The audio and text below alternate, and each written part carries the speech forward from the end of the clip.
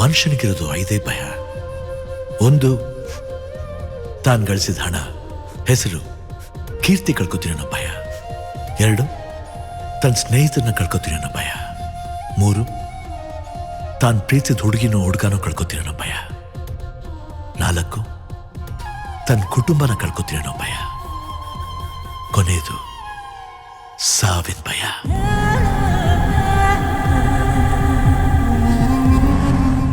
ನೀನೀಗಾಗಲೇ ನಿನ್ನ ಜೀವನದಲ್ಲಿ 4 ಭಯನೂ ನೋಡ್ಬಿಟ್ಟಿದೀಯ.